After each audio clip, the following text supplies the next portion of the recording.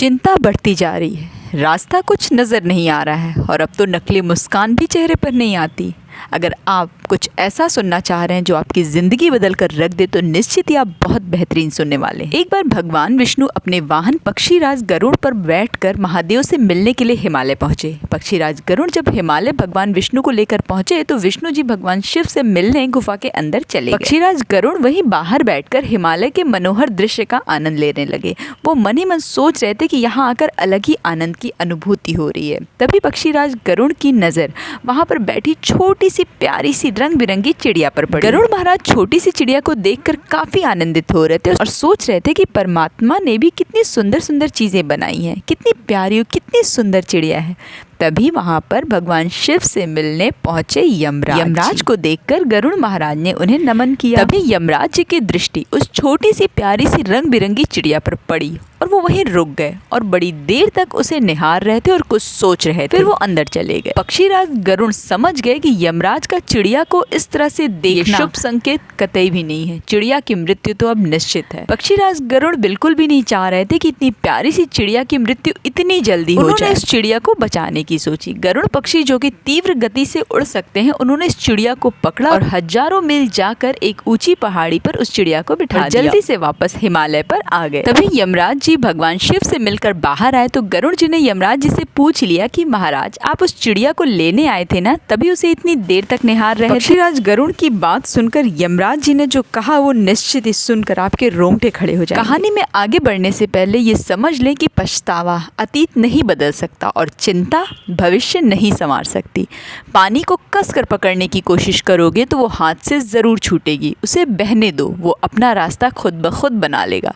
कभी कभी परिस्थितियां समझ में ना आए तो जो कुछ जीवन में घटित हो रहा है उसे शांत भाव से तटस्थ होकर बस देखते रहने में ही भलाई है। जब आप स्ट्रेस में होते हो, चिंता करते हो, घबराहट महसूस होती है तो केवल ये आपके साथ हो रहा होता है। आपके आसपास की दुनिया स्थिर रहती है, वो ना स्ट्रेस में है ना चिंता में है। ये सारी कहानी आपके मन की पैदा की हुई है। बाहरी दुनिया वैसी की वैसी ही है। तो पूरा झोलझाल आपके मन के साथ हो रहा है। ये दुनिया बेचैन नहीं है, चिंतित नहीं है। ये आपका मन है जो अस्थिर हुआ पड़ा है। ये मन है जिसे चारों ओर अंधकार दिखाई दे रहा है। तो इस बात को समझ लीजिए कि अंधकार, चिंता, घबराहट अगर ये दुनिया के साथ नहीं हो रहा है, केवल आपके साथ हो रहा है तो ये सत्य है ही नहीं। और जो चीज़ सत्य नहीं है, जो एग्जिस्ट ही नहीं करती, जिस डर का चिंता का कोई अस्तित्व है ही नहीं, तो किस बात की चिंता? जिस डर और चिंता को लेकर आप अपनी लाइफ चौपट किए जा रहे हो, निश्चित ही ऐसा कोई डर, ऐसी कोई चिंता आपके जीवन में घटित ही नहीं होने वाली। पर कल की चिंता करने की इस आदत ने आपका बेड़ा गर्क करके रखा हुआ है। मैं ये नहीं कहती कि चिंता छोड़ दीजिए, बहुत बड़ा सोचिए। बहुत बड़ा सोचने का भी प्रेशर अपने ऊपर नहीं लेना है। बड़ा सोचोगे तो फिर चिंता,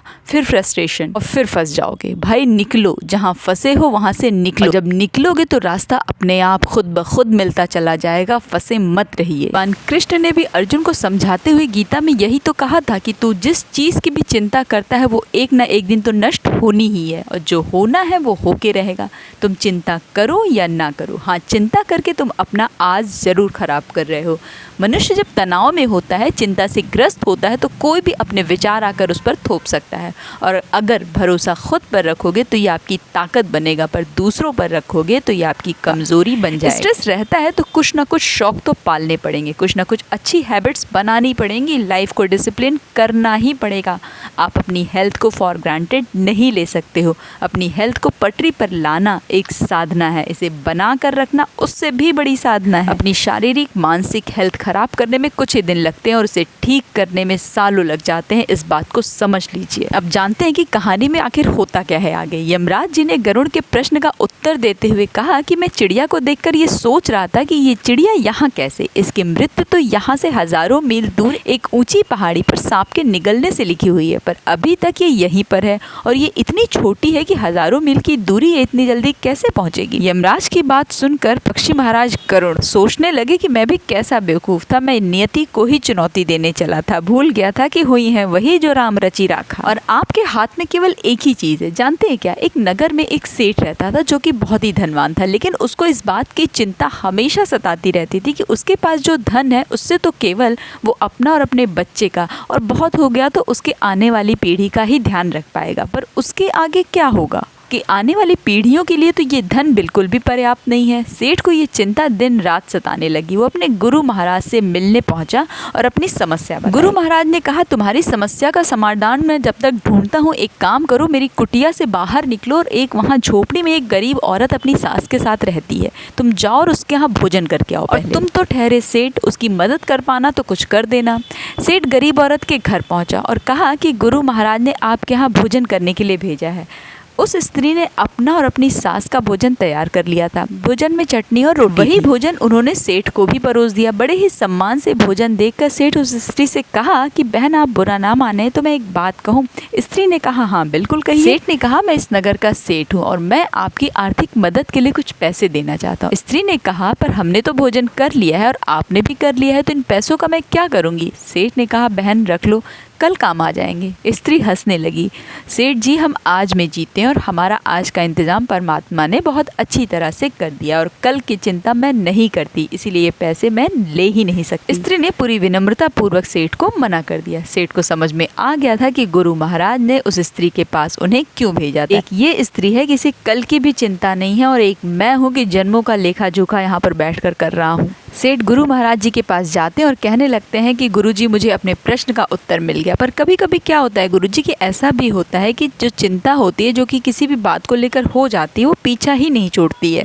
कोई ऐसा उपाय बताइए कि चिंता से पूरी तरह से मैं बाहर आ जाऊं। गुरुजी ने सेठ जी से पूछा, क्या तुम कभी किसी बड़े सुरंग से बाहर निकले हो? भयानक अंधकार होता है ना वहाँ पर, हमेशा ही डर बना रहता है। यहाँ फंस गए तो क्या होगा, कैसे निकल पाएंगे इस सुरंग से? लेकिन ध्यान से देखोगे तो पाओगे कि सुरंग चाहे कितनी भी बड़ी क्यों न हो, सुरंग के दूसरे किनारे पर प्रकाश होता है और ये प्रकाश केवल उसी को दिखाई देता है जो निरंतर चलते रहता है। इसी प्रकार हम भी कभी कभी निराशा और चिंता रूपी सुरंग में खुद को फंसा पाते हैं, जहाँ से समझ में नहीं आता कि किधर जाएं, कैसे निकलेंगे। लगता है कि सब कुछ खत्म, कुछ भी तो नहीं बचा।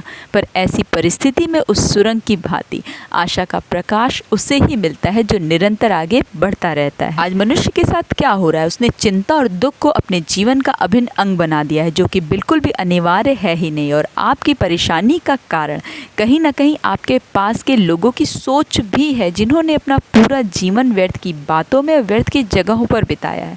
क्योंकि कहीं ना कहीं वो भी अपना जीवन ऐसे जाने अनजाने वो गुण आप में भी ट्रांसफर हो रहे हैं। तो इस बात को बहुत गहराई से समझने की ज़रूरत है कि चिंता आपके जीवन का अनिवार्य अंग बिल्कुल भी नहीं है। जैसे शरीर को स्वस्थ रखने के लिए एक अच्छा भोजन चाहिए, उसी तरह से मानसिक तौर पर स्वस्थ रहने के लिए अच्छी सोच चाहिए, अच्छे विचार चाहिए। और जीवन में सभी चीज़ें एक साथ कभी नहीं होती हैं। पैसे हैं तो रिश्ते कम हैं, रिश्ते हैं तो पैसे कम हैं, दोनों हैं तो सेहत कम है, और तीनों हैं तो जीवन कम है। सब कुछ एक साथ कभी मिलता ही नहीं है। तो जितना है, जैसा है, उसको खुल के जीना कब सीखोगे? और हम सब कभी ना कभी हास्य का पात्र इसलिए भी बन जाते हैं कि हम खुश रहने के लिए भी चिंता करने लगते हैं। और ज़्यादा पाने के चक्कर में जीना क्यों छोड़ रहे हो? परमात्मा का दिया हुआ हर पल एक आशीर्वाद है। चिंता की आदत अपने अंदर अगर घर कर रही है तो ये 2 कौड़ी की आदत है। ईश्वर ने आपको एक श्रेष्ठ इंसान बनने के लिए भेजा है, ना कि 2 कौड़ी का इंसान।